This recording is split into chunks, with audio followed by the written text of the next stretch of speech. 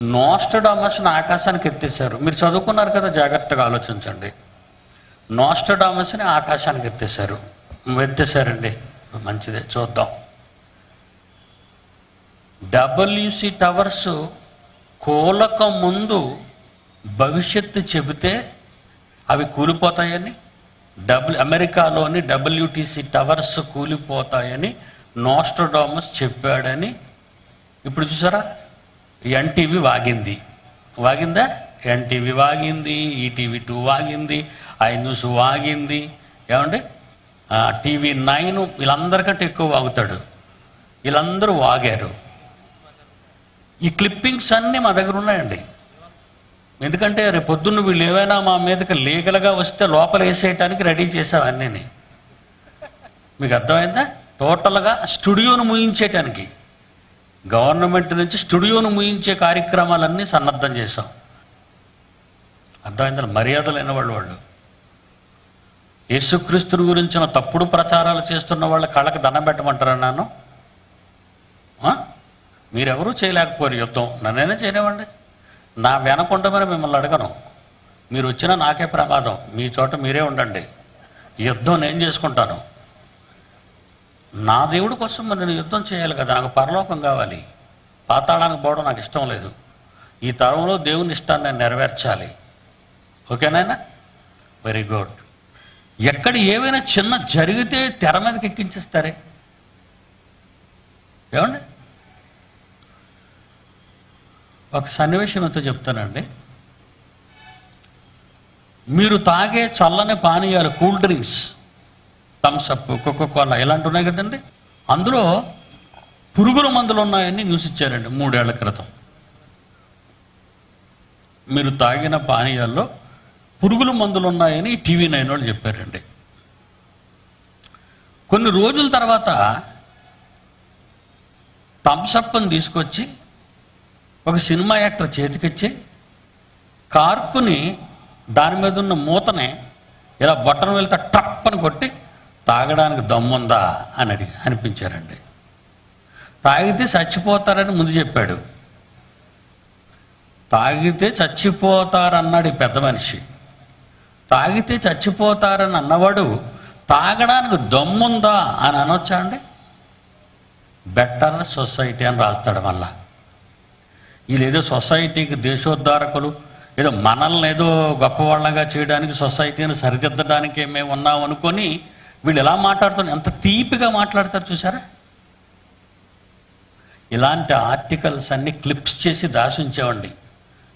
వీళ్ళు కానీ ఏమైనా తొందరపడి అడుగు వేశారా చుట్టుకుపోతారు వీళ్ళు. ఎందుకంటే వీళ్ళు వ్యాపారస్తులు. వీళ్ళు ఏదో మహాత్ములు అనుకోకండి. మీడియా వాళ్ళని వీళ్ళేదో గొప్పవాళ్ళు, అందరి తప్పుల్ని బయట పెడుతున్నారు, వీళ్ళు ఏదో సర్వోత్తములు అనుకోకండి. వాళ్ళలో జరుగుతున్న ఘోరాలు ఎక్కడా జరగవండి. వీళ్ళు ఎంత భయంకరులు అంటే మీకు చెప్తున్నాను. సపోజ్ వీళ్ళు వెళ్ళని ప్రాంతంలో ఏదైనా మారుమూల ఏదో ఇంకెక్కడైనా ఘోరం జరుగుతుంది అనుకోండి, వీడు స్టూడియోలో పక్క గదిలో ఉండి మాట్లాడుతుంటాడు. రవి అక్కడ పరిస్థితి ఎలాగుందని అడుగుతాడు. అవును సార్, అక్కడ పరిస్థితులు చాలా దారుణంగా ఉన్నటువంటి మనం అనుకుంటాం, వీడు అక్కడ ఉన్నాడు కదా అనుకుంటాం. వీడు స్టూడియోలో ఇంకొక గదిలో ఉన్నాడు. ఇలాంటి మాయలు, కపట వేషాలు వేస్తున్నారు ఈ మీడియా వాళ్ళు. మరలా ఇంకోటి చెప్తానండి.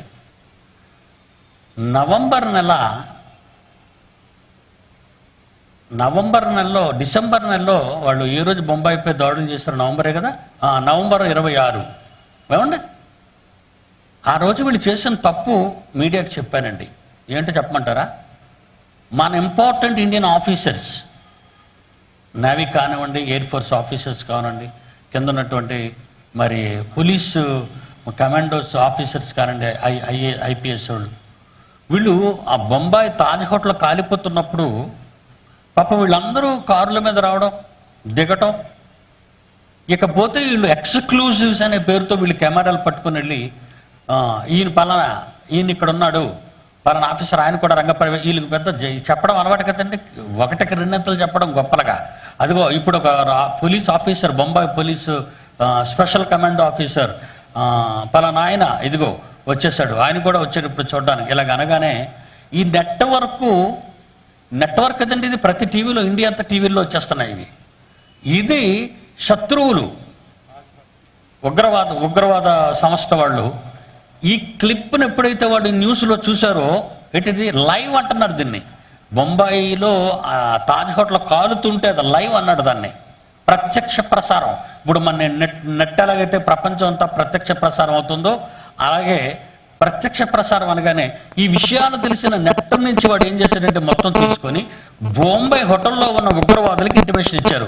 పలానా అదిగో ఆ బట్టతల ఆయన ఎర్రగా కనబడుతున్నాడు, కొంచెం ఎత్తుగా ఉన్నాడు, తప్పాలని కొట్టేశారు. అలాగా ఆఫీసర్లు అందరూ చచ్చిపోయారండి. ఇది ఎవరి వల్ల జరిగింది చెప్పండి? ఇది ఎవరి వల్ల జరిగింది చెప్పండి? మీరు ఆలోచించండి. ప్రభుత్వం కూడా తప్పు చేసింది. ముఖ్యమంత్రి అందుకే రాజీనామా చేయాలని గొడవ చేశారు, మహారాష్ట్ర ముఖ్యమంత్రి. నేనేమో ఆర్డినరీ విషయాలు మాట్లాడటం లేదు. చిన్న చిన్న కొత్తగూడెంలోనో లేకపోతే పాలవంచలో జరిగిన సంగతులు ఇవే పెద్ద విశేషాలుగా నేనేం చెప్పటం లేదు. వెస్టర్న్ నేవల్ కమాండ్ పేరు పొందినటువంటి మహానగరంలో జరిగిపోయిన ఘోరకలిది. ఇది జరగటానికి కారణం మీడియా కాదంటారా?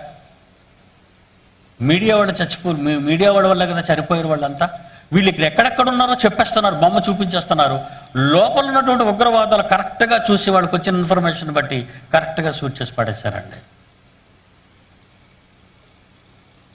దేవుని పిల్లలారా, ఒక క్రైస్తవునిగా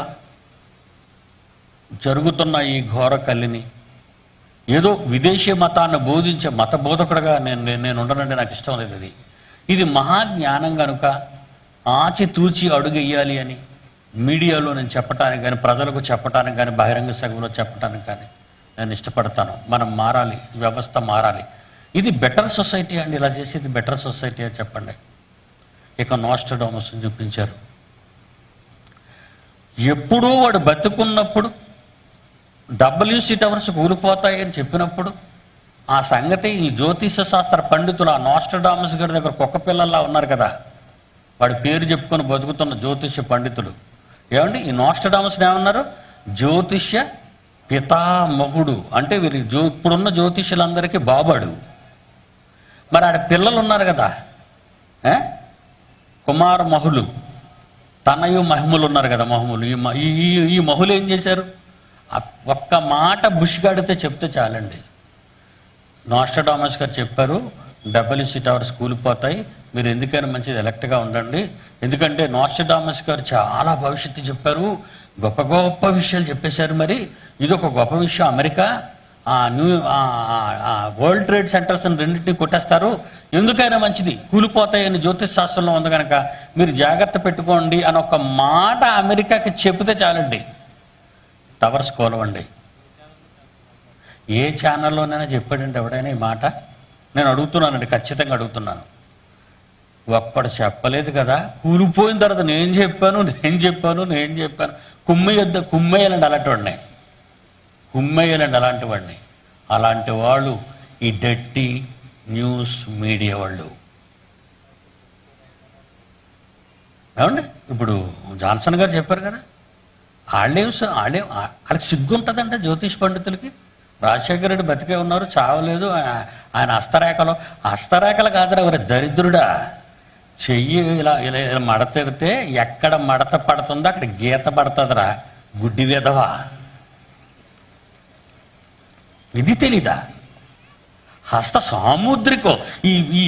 ఈ దరిద్రపు మాటలు ఉపయోగించటం వల్ల ఇదేదో గొప్పదగా అనుకుంటానండి. చేతి చూడు, ఎక్కడ చెయ్యి ఎక్కడ మడతల పడుతుంటుందో అక్కడ గీత పడుతుంది. కాగితాన్ని మడతెడితే మడత పడతా, 4 మడతలు పెడితే 4 మడతలు పడతా. ఇలా గట్టిగా నలిపేసావు అనుకో అన్నీ మడతలే. ఈ మడతల మీద ఏదైనా భవిష్యత్తు ఉందా? కాగితం భవిష్యత్తు ఏమైనా ఉంటుంది? కమ్మ కట్టేయాలండి ఇలా దరిద్రులందరినీ.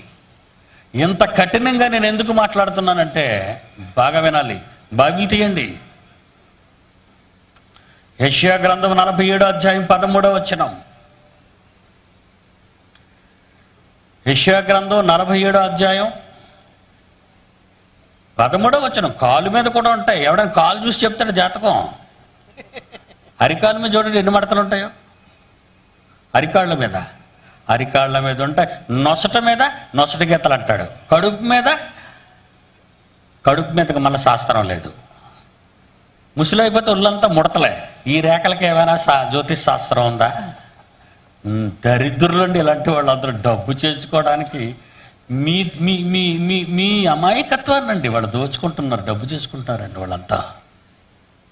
క్రీస్తుపూర్వం 700 సంవత్సరాల కాలం అనగా నేటికి 2709 సంవత్సరాల క్రితం, 2009 ఈవేళ, ఏమండి 2009 ఇది. క్రీస్తుపూర్వం 700 సుమారు కాలంలో ప్రవక్తల్లో పెద్దవాడైన పెద్ద ప్రవక్త అయిన యెషయా గారు 47వ అధ్యాయంలో 13వ వచనంలో దేవుడు ఏమని వ్రాయించాడో చూడండి. నీ విస్తారమైన యోచనల వలన నీవు అలసి ఉన్నావు. మిమ్మల్ని అంటున్నాడు, మనల్ని. నాన్న, నువ్వు ఎక్కువ ఆలోచిస్తున్నావు, మీకోసం మీరు ఆలోచించవద్దు, మీ గురించి మీరు చింతించకండి, మీరు చింత అవద్దు, నా మీద వేయండి అని నేను అంటున్నాను. కానీ మీరు నా మాట వింటున్నారా? మీరు నా మాట వినరు. మీరు విస్తారంగా ఆలోచనలో పడ్డారు. ఇది చూసిన జ్యోతిష్కులు, నక్షత్ర సూచకులు, మాసచర్య చెప్పువారు, ఇందులో 3 క్యాడర్స్ ఉన్నాయండి. ఇక్కడ నేను చెప్తున్నది కదండి, ఇది బైబిల్లో ఉంది. ఇది బైబిల్లో ఉంది. చంద్రబాబు నాయుడు గారు కూడా అప్పుడు పరిపాలించేటప్పుడు మన రాష్ట్రాన్ని జ్యోతిష యూనివర్సిటీని కట్టించేద్దామని తెగగెంతాడు. తప్పని దించేశారు కిందకి. మీకు అర్థమైందా? ఈయన కూడా ఒక జ్యోతిష్ శాస్త్ర విశ్వవిద్యాలయాన్ని కట్టేద్దాం అనుకున్నాడు. ఎందుకంటే మనల్ని తినేయడానికి. ఇప్పుడు ఉన్నోళ్ళే తినేస్తున్నారు ఈ జ్యోతిష్కులు అందరూ మనల్ని. ఇప్పుడు ఒకడికి బట్టలు, ఆడి కొట్లో బట్టలు చల్లాలన్నా, ఆడి కొట్లో బంగారు నగలు చల్లాలన్నా, వాడు కొట్లో ఉన్నటువంటి ఆ రాళ్ళు, రంగురాళ్ళు చల్లాలన్నా మరి జ్యోతిష్ శాస్త్రం చెప్తున్నారు అక్కడ. జాన్సన్ గారు చెప్పినట్టు. ఏమంటే ఇందులో జ్యోతిష్యులు, ఈ జ్యోతిష్యుల్లో స్పెషల్ క్యాడర్ నక్షత్ర సూచకులు, అంటే స్టార్స్. ఆకాశంలో స్టార్స్ చూస్తారు. స్టార్స్ చూడగానే కొన్ని స్టార్లట సింహంలాగా కనబడుతున్నాయట ఈడికే. కొన్ని స్టార్లు త్రాసు చూసా, తూనికలాగా. కొన్ని త్రాసులు చేపలా, కొన్ని నక్షత్రాలు చేపల్లా కనబడుతున్నాయట. కొన్ని నక్షత్రాలు తేలు, కొన్ని నక్షత్రాలు కన్యగా కనిపించేట. ఒకటేం గొర్రెపోతట, ఒకటేం బాణం అట, ధనుస్సు. నక్షత్ర సూచకులు అన్నది చూడండి. అందులో చూడండి, మీ బైబిల్ చూడండి. ఎవడండి అక్కడ మనము మేఘాలు వచ్చినప్పుడు చూడండి, ఒకటి ఏనుగులకు కనబడుతుంది, ఒకటి లేడులకు కనబడుతుంది, ఒకటి మన మొక్క అందులో ఉంటుంది. మేఘాలు వస్తే చూసారు గుంపులు గుంపులుగా. ఏమంటే తెల్లటి మేఘాలు వచ్చినప్పుడు చూడండి, ఒకటి క్రిస్మస్ తాతలా కనబడతాడు. మన ఆవిడ కానీ అప్పటికే చచ్చిపోతే మన ఆవిడ మేఘాల్లో కనబడుతుంటుంది. మనం ప్రేమించిన ప్రియుడు కానీ పోయాడు అనుకో, ఆడిలాగే కనబడుతుంది మేఘంలో. ఒకటి కెడార్లో యేసుప్రభు కనిపించాడు చాలా సంవత్సరాల క్రితం, ఇసుకలో. మనం ఊహించుకోవచ్చు, మనం బొమ్మల్ని ఊహించుకోవచ్చు. కానీ ఈ జబ్బు మంద కదండి, విదేశాల నుంచి దిగుమతి అయిన జబ్బు అండి ఇదంతా. విదేశాల నుంచి దిగుమతి అయిందండి. నక్షత్ర సూచకలు దీనికి ఏమన్నారు తెలిసిన? మిథున రాశి, కన్య రాశి, వృషభ రాశి, మకర రాశి. చూసారు ఇవన్నీ రాశులు. అంటే నక్షత్ర సూచకులు. వీళ్ళు బొమ్మలను చూసి ఈ రాశులను చెప్పి జ్యోతిష్కులు, నక్షత్ర సూచకులు, మాసచర్య చెప్పేవారు. ఈ నెల నీకు అనుకూలంగా ఉందా, లేకపోతే నీకు నడుగురిగిపోయినట్టుందా. వార ఫలాలు ఈ మీడియా వాళ్ళే కదా చెప్తారు. తెల్లవారు లగ్గాని తెల్లవారు కళ్ళుకొని పేపర్ చదువుతాడండి. వార ఫలాలు, నెల ఫలాలు, గర్భఫలాలు. వీడికి ఒక ఫలం కాదండి వీడికి. యెషయా 47:13 నీ విస్తారమైన యోచనల వలన నీవు అలసి ఉన్నావు. జ్యోతిష్కులు, నక్షత్ర సూచకులు, మాసచర్య చెప్పువారు నిలవబడి నీ మీదికి వచ్చినవి రాకుండా నిన్ను తప్పించి రక్షించుదురేమో ఆలోచించుమో. చూడండి ఎంత బాగుందో. నీ విస్తారమైన యోచనల వలన నీవు అలసి ఉన్నావు. జ్యోతిష్కులు, నక్షత్ర సూచకులు, మాసచర్య చెప్పువారు నిలవబడి నీ మీదికి వచ్చినవి రాకుండా నిన్ను తప్పించి రక్షించుదురేమో ఆలోచించుమని ఎప్పుడన్నాడు తెలుసండి? 2709 సంవత్సరాల క్రితం చెప్పాడు దేవుడు జ్యోతిష శాస్త్రాన్ని సవాలు చేసి. రేపేమి సంభవించునో నీకు తెలియదు అని దేవుడు అన్నాడంటే, నాకు తెలుసు అని నాస్ట్రాడమస్ అంటే వాడిని ఏం చేయాలి? దొంగండి వీడు, అబద్ధికుడండి వీడు, మోసగాడండి. భార్య చచ్చిపోయి పిల్లలు వదిలేసి దేశదిమ్మరగా తిరుగుతున్నాడు ఏమంటారండి? నాస్ట్రాడమస్ గారి స్వీయ చరిత్ర తెలుసా మీకు? నాస్ట్రాడమస్ స్వీయ చరిత్ర తెలుసా? వాడి పెళ్ళం చచ్చిపోయింది, వాడి పిల్లలు వాడిని వదిలేశారు, వాడికి మతి చలించింది, ఉన్న ఊరును వదిలి ఆ దేశం అంతా తిరగడం ప్రారంభించాడు. ఆ పిచ్చిలో రాసిన మాటలండి ఇవన్నీ. ఆ మాటలు ఆడేదే రాస్తే ఈ WCW స్కూల్ పోవడానికి వాడే చెప్పాడని, ఇది ఒక జ్యోతిష శాస్త్రం అని, వాడొక జ్యోతిష పితామహుడు అని చెప్పటం. 2012 యుగాంతం డిసెంబర్ 21 అని వీళ్ళు ఎంత గట్టిగా ఇలాంటి పనికి మాలిన వారందరినీ చదివి వాళ్ళ మాటలు విని న్యూస్ చూపిస్తున్నారండి. నిజంగా ఈ న్యూస్ మీడియా వల్లేనండి జనాన్ని పాడు చేస్తున్నారు. నిజంగా చెప్తున్నాను, వాళ్లే పాడు చేస్తున్నారు. రాజశేఖర రెడ్డి చనిపోయారండి, మనందరికీ చాలా విచారకరమైన సంగతి అండి, నేను కాదన్నా. రాజీవ్ గాంధీ చచ్చిపోయారు ఇంతకుముందు, మీకు తెలుసు కదండి. రాజీవ్ గాంధీ గారు చచ్చిపోయారా? చచ్చిపోయినప్పుడు ఎంతమంది చచ్చిపోయారు ఆంధ్రాలో చెప్పండి? ఎవరో 2-3 అంతే కదండి, ఎక్కడో చనిపోయారు. అప్పటికి మీడియా రాలేదండి. శ్రీపెరంబదూరులో జరిగినటువంటి రాజీవ్ గాంధీ సంభవించినటువంటి ప్రమాదం అది విన్న తర్వాత దేశం అంతా న్యూస్ వచ్చింది చనిపోయారని. ఎంత పెద్ద ఎక్స్పోజ్ చేయలేదండి వాళ్ళు, ఎంత పెద్ద న్యూసెన్స్ క్రియేట్ చేయలేదండి ఆ మీడియా, ఆ రోజున్న మీడియా. ఏమండి మరి మొన్న రాజశేఖర రెడ్డి చనిపోయే నాటికి నిజంగా అది యాక్సిడెంట్ అయింది, అక్కడ ఆయన చనిపోయారు, మనం అంతా బాధలో ఉన్నాం. ఇకపోతే ఇదిగో నేను అరణ్యంలో ఉన్నాను, ఇదిగో నేను ముందుగా అక్కడ TV9 అక్కడికి వెళ్ళింది, లేదు TV9 కంటే ముందు నేను వెళ్ళాను, TV5 అని ఆడు చెప్పుకోవటం, వీడు చెప్పుకోవటం, ఇలాగా భయంకర పరిస్థితులను జరుగుతున్నటువంటి ఆ రోజు అక్కడ నెలకొన్నటువంటి పరిస్థితులన్నీ చూపించి ఊరెక్కించి అడలెక్కించి 500 మందికి పైగా చచ్చిపోయేటట్టు చేశారండి మీడియా వాళ్ళు. ఏమండి రాజశేఖర రెడ్డి గారు చనిపోయిన తర్వాత ఎంతమంది చచ్చిపోయారు అనుకున్నారు ఈ రాష్ట్రంలో? కొన్ని 100 మంది చచ్చిపోయారండి. అంతమంది చచ్చిపోవడానికి కారణం ఈ మీడియా కాదంటారా? కొలైడర్ నాశనం అవుతుందని చెప్పి, కొలైడర్ వల్ల ప్రపంచం నాశనం అయిపోతుందని చెప్పి అనేక మందిని చంపేసిన వాళ్ళు వీళ్ళే. రాజశేఖర రెడ్డి గారు మరణించినటువంటి వార్త ఎక్స్క్లూసివ్ టైపులో భయంకరంగా వాళ్ళకు చూపించి అనేక మంది గుండెలు ఆగిపోయినట్టు చేసిన వాళ్ళు వీళ్ళే. మీరు ఆలోచించండిరా, వాళ్ళు దేవుని జోలికి వస్తున్నారు, బైబిల్ జోలికి వచ్చారు వాళ్ళు. లేకపోతే వాళ్ళ ఊసుకు నేను వెళ్ళను, వాళ్ళ జోలికి నేను వెళ్ళను. బైబిల్ జోలికి వచ్చి 2012 యుగాంతం డిసెంబర్ 21 బైబిల్ కూడా చెప్పిందని అందులో పెట్టారండి క్లిప్పింగ్లో. బుక్ ఆఫ్ రెవల్యూషన్ చూపించి ఎవడండి చెప్పాడు బైబిల్లో ఉందని? అందుకే దేవుడు ఛాలెంజ్ చేశాడండి. నీ విస్తారమైన యోచన వల్ల నీవు అలసి ఉన్నావు. జ్యోతిష్కులు, నక్షత్ర సూచకులు, మాసచర్య చెప్పువారు నిలబడి నీ మీదికి వచ్చునవి రాకుండా నిన్ను తప్పించి రక్షించుదురేమో ఆలోచించుమో. ఏమండి 11-12 వచనాలు చూడండి, అదే అధ్యాయంలో 11-12 వచనాలు చూడండి.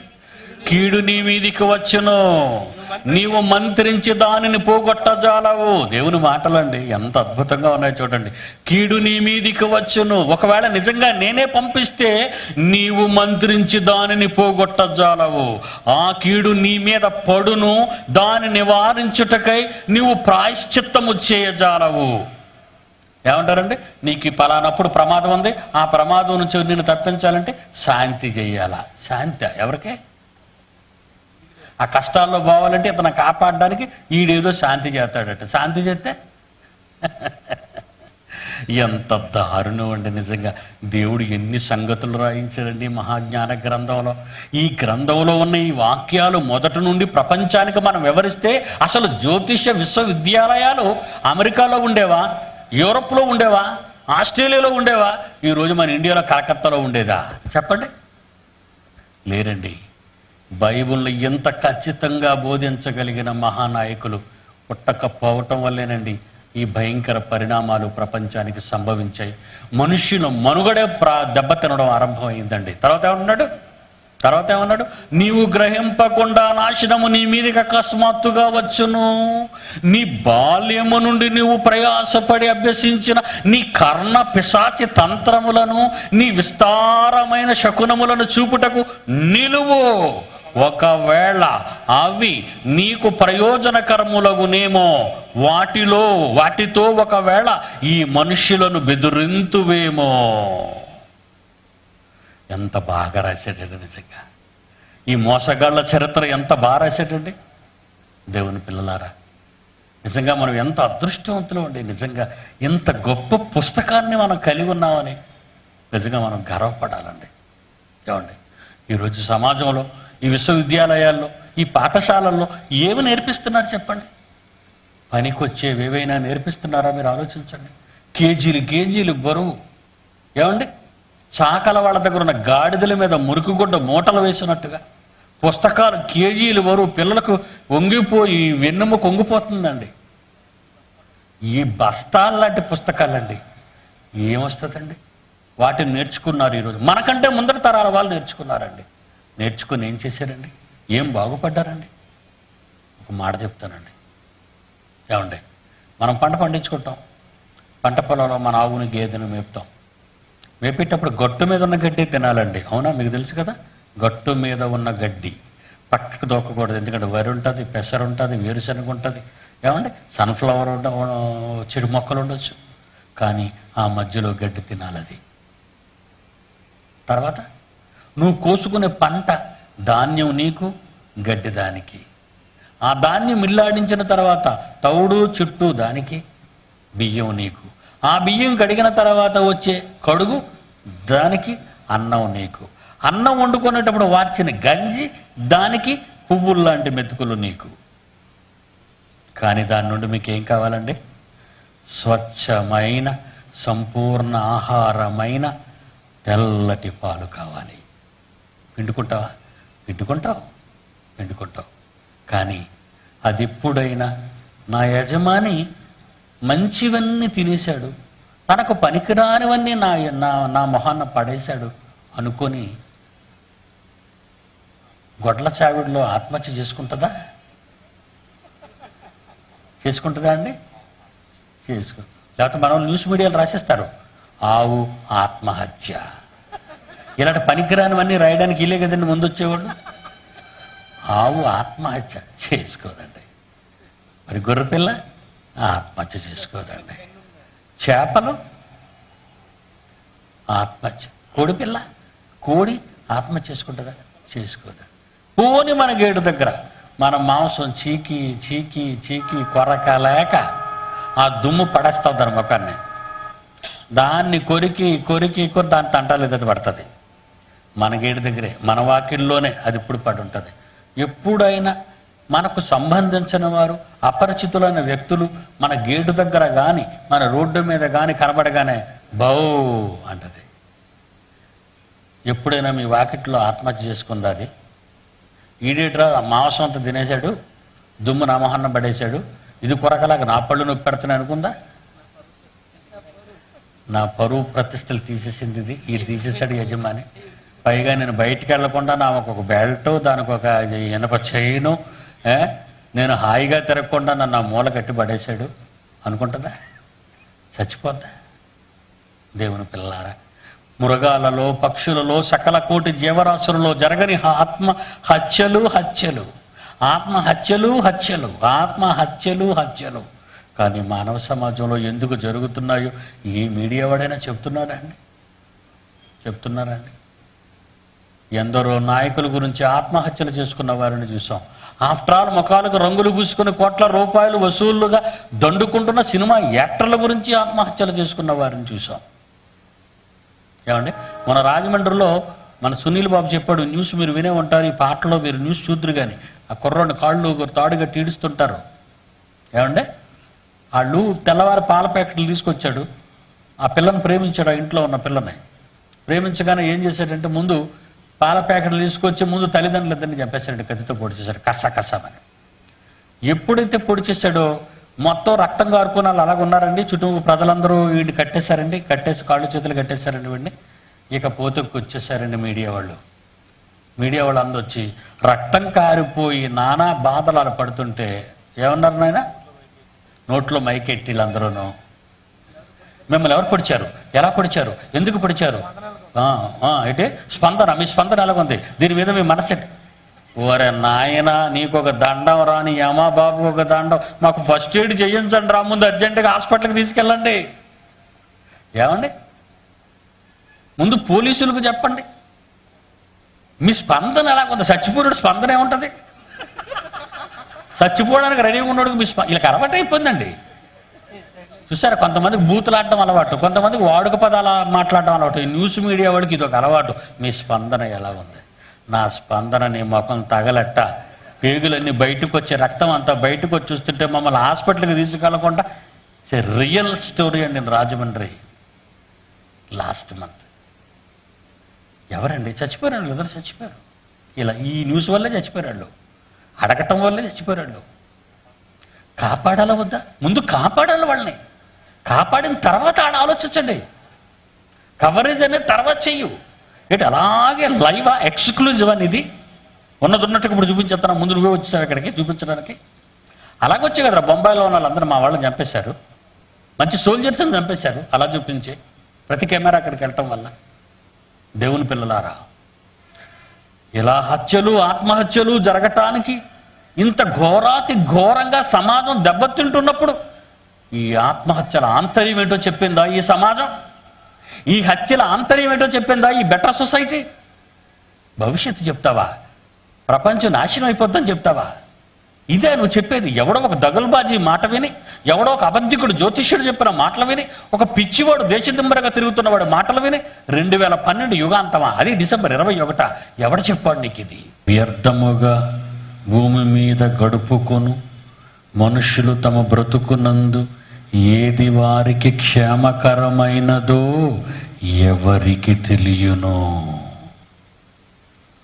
ఇవి నిజంగా పాఠాలు చెప్తే ఎంత బాగుంటుందండి చిన్నప్పటి నుంచి బడుల్లో.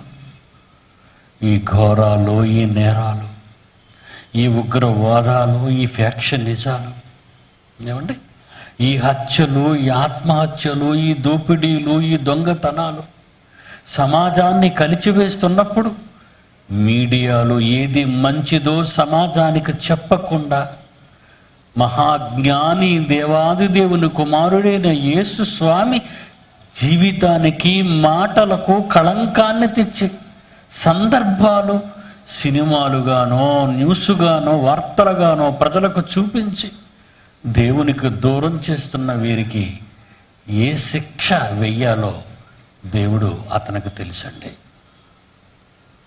అందుకే రాస్తున్నాడు ఆయన ఆవేదన. క్రీస్తు పూర్వం 900 సంవత్సరాల కాలంలో ఉన్న సొలొమోను చేత ఈ మహాజ్ఞానాన్ని దేవుడు రాయించాడండి.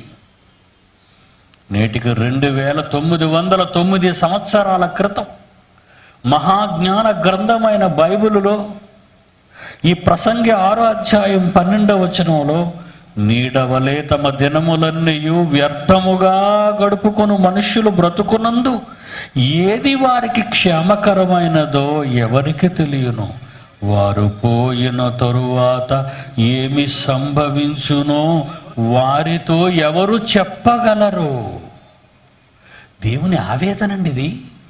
తన పిల్లల కొరకు దేవుని కడుపులో ఉన్న ఆవేదనండి ఇది. తన పిల్లలకు ఎన్నో తెలియాలని 66 పుస్తకాలలో మహాజ్ఞానాన్ని వ్రాయించి పెడితే వాటిని నేర్చుకోలేని నిర్వీర్యమైన దేవుని నమ్ముతున్నామని చెప్పుకున్న వారే లోకాన్ని ఆశించి డబ్బు కోసమో పేర్ల కోసమో బ్రతుకుల కోసమో బ్రతికితే 250 కోట్ల మంది క్రైస్తవులు ప్రపంచ జనాభాలో బైబిల్ ఎరుగక ఊరుకుండిపోతే మిగిలిన 400 కోట్ల మంది 420 కోట్ల మంది ఇతరులు క్రైస్తవులు కాని వారు ఏమైపోతారు? వాడు బ్రతుకున్నప్పుడు చెప్పాలిగా, మీకు చెప్పాలిగా. ఏమండి, నేను ఇంతసేపు చెబుతున్నది నాకు మీడియా వాళ్ళకి నాకు వ్యక్తిగతంగా ఎలాంటి విరోధాలు లేవండి. ఒకవేళ ఎవరికైనా మేము తప్పు దిద్దుతుంటే వాళ్ళకి మాకు ఏ విధమైనటువంటి శత్రుత్వాలు, గొడవలు లేవండి. కేవలము దేవుని జ్ఞానానుసారంగా, దేవుని సంకల్పాన్ని బట్టి పుట్టిన మీరంతా దేవుని మాటలు విని బ్రతుకులో బ్రతకాలని ఆయన మన కొరకు వ్రాయించిన మాటలు మీకు చెబుతున్నామే తప్ప ధనం కోసం, ఆధిపత్యం కోసం, మీ ఓట్ల కోసం, మీరిచ్చే దేనికోసం మేము ఇక్కడికి రాలేదండి. బంద్ జరుగుతుంది, పరిస్థితులు ఎలా ఉంటాయో మీరు వెళ్ళటం అంత మంచిది కాదన్నా మేము బయలుదేరి వచ్చామండి మీకోసమే. రేపు హైదరాబాద్ వెళ్ళాలండి. ఈరోజు న్యూస్ చూస్తున్నారు కదా, హైదరాబాద్ అంతా అల్లకల్లోలంగా ఉంది. అయినా వెళతానండి, వెళ్ళాలి. దేవుని మాటలు వాళ్ళకి చెప్పాలి. కొట్టుకుంటున్నారు, చంపుకుంటున్నారు, కాల్చుకుంటున్నారు, అద్దాలు పగలగొడుతున్నారు, బస్సులు కాలుస్తున్నారు. అదంతా మనదే కదా ఆస్తంతా. కనుక వెళ్ళాలి.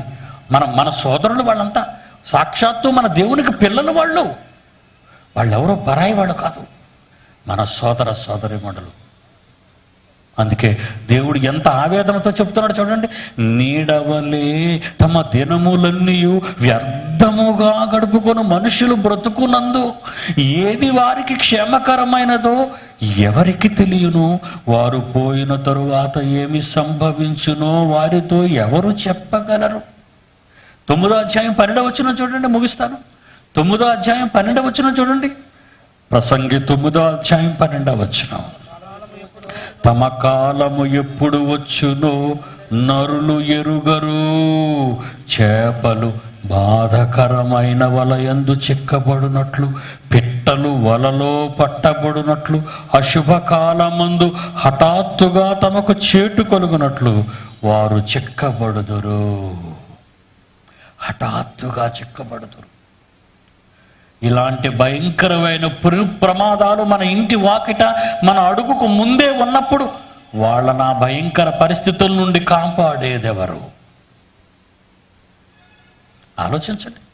క్రైస్తవులు, బైబిలు చేత పట్టిన వాళ్ళు, దేవుని పిల్లలని పిలువబడుతున్న వాళ్ళు, దేవుని కొరకు బ్రతుకుతున్నామనుకునేవాళ్ళు, ప్రపంచమంతా హత్యలు, ఆత్మహత్యలు, అల్లర్లు, గొడవలు, దోపిడీలు, దొంగతనాలు, నేరాలు, ఎన్నెన్నో ఘోరాలు జరుగుతున్నప్పుడు క్రైస్తవ్యమా ఎలా నిద్రపోతున్నావు నువ్వు? ఈ బెటర్ సొసైటీ అని చెప్పుకునే ఈ మీడియా వాళ్ళు కోట్ల రూపాయల సంపాదన కొరకు ప్రాకులాడుతున్నారు. సమాజాన్ని మంచి మార్గాన, యువతను మంచి మార్గాన నడిపించవలసిన ఫిల్మ్ ఇండస్ట్రీ అని చెప్పుకునే ఆ మీడియా, సినీ మీడియా తప్పులు ఎలా చేయాలా, దొంగతనాలు ఎలా చెయ్యాలా, సినిమా పక్కీలో చేయాలని ఇప్పుడేగా మీకు ఈ న్యూస్ చదివి వినిపించాను. దేవుని పిల్లలారా, కొత్తగూడెంలో ఉన్న దేవుని సంఘమని పిలువబడుతున్న దేవుని పిల్లలారా, మీ అందరినీ ప్రాధేయపడుతున్నాను, ఆలోచించరా. ఈ కొత్తగూడెం కోసం ఆలోచించరా. ఈ ఖమ్మం గురించి ఆలోచించరా. మన రాష్ట్రం గురించి ఆలోచించరా. మన దేశం గురించి ఆలోచించరా. ఆలోచించాలి. ఇటు పోతుంది ఇది. నరజాతి విధ్వంసం ఆరంభమైంది. నరులు అన్యాయంగా బలైపోతున్నారు. వాళ్ళను బాగు చేయాలి. బాగు చేయాలంటే నీవు నడుం కట్టాలి. బాగు చేయాలి అంటే ఈ కత్తిని, ఈ వీర ఖడ్గాన్ని, ఈ దేవుని వాక్యాన్ని నువ్వు చేత పట్టాలి. అలా చదువుతానమాట. నీడవలే తమ కాలము ఎప్పుడు వచ్చునో నరులెరుగరు. చేపలు బాధకరమైన వలయందు చిక్కబడినట్లు, పిట్టలు వలలో పట్టబడినట్లు, అశుభకాలమందు హఠాత్తుగా తమకు చేటు కలుగునట్లు వారు చిక్కబడుదురు.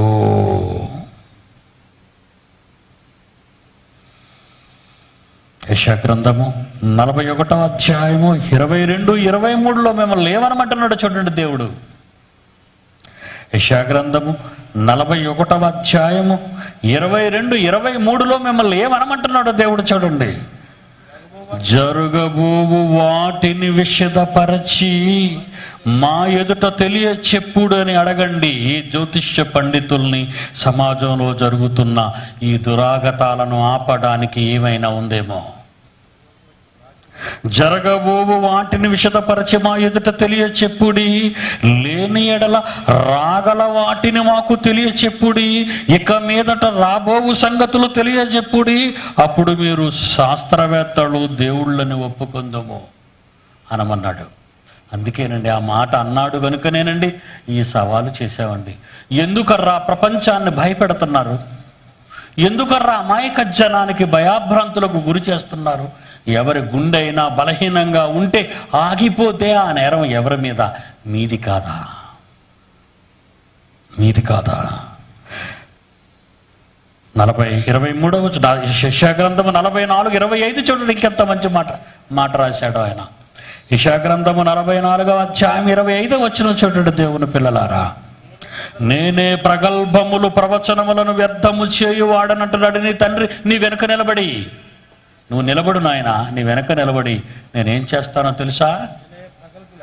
నేనే ప్రగల్భుల ప్రవచనములను వ్యర్థము చేయువాడను, సోదెగాండ్లను వెర్రివాండ్లగా చేయువాడను, లోక జ్ఞానులను వెనుకకు త్రిప్పి వారి విద్యను ఆ విద్యగా చేయువాడను. నేనే. నీ తండ్రి రాత్రి మీతో చెప్పమన్న మాట. ఈరోజు ఈ పీడి సుందర్రావు ఈ యాగం చేయటానికి కారణం ఈ మాటలేనండి. ఊపిరిపోసాయి నాకు ఈ మాటలే. నేనే ప్రగల్భుల ప్రవచనములను వ్యర్థము చేయువాడను, సోదెగాండ్లను వెర్రివాండ్లగా చేయువాడను నేనే, లోక జ్ఞానులను, శాస్త్రవేత్తలను, మేధావి వర్గాన్ని, లోక జ్ఞానులను వెనుకకు త్రిప్పి, లోక జ్ఞానులను వెనుకకు తిప్పి వారి విద్యను ఆ విద్యగా చేయువాడను. నీకెందుకురా విద్య, అనవసరం అన్నట్టు చేస్తాను. అలాగే ఈరోజు మా ద్వారా Bible open university India international ద్వారా, ఈ విశ్వవిద్యాలయం ద్వారా ప్రగల్భాలని అడ్డుకట్టలో కడుతున్నాడు, జ్ఞానులను వెర్రివారినిగా వెనక్కు తిప్పుతున్నాడు. అందుకేనండి ఏ మీడియా వాడు కానీ, ఏ జ్ఞాని కానీ, ఏ జ్యోతిష్య పండితుడు కానీ ఇక్కడ ఎక్కడ మరెక్కడ ఆరిన నేల మీద ఏ ఒక్కడైనా మా ముందు ఇంతవరకు నిలవబడలేదని సగర్వంగా చెప్పుకుంటున్నాం. చివరి మాట ఇర్మీయా గ్రంథం 10వ అధ్యాయము 2వ వచనం చూద్దామండి. ఇర్మీయా గ్రంథము 10వ అధ్యాయము 2వ వచనము, వారి ఆచారములను అభ్యసింపకుడి, ఆకాశమందు అగుపడే చిహ్నాలకు జనమును భయపడుదురు. అయితే మీరు మాత్రం వాటికి భయపడకండి. ప్రళయాలు జరుగుతున్నా, గ్లోబల్ వార్మింగ్ అని అంటున్నా, డూమ్స్ డే అని అంటున్నా, సునామీలు భూమి మీదకి వస్తున్నా, భయంకరమైన పెను తుఫానులు ప్రపంచ దేశాలను అతాకుతలం చేస్తున్నా, కనబడే వాటికి మీరు భయపడకండి అన్నాడు దేవుడు.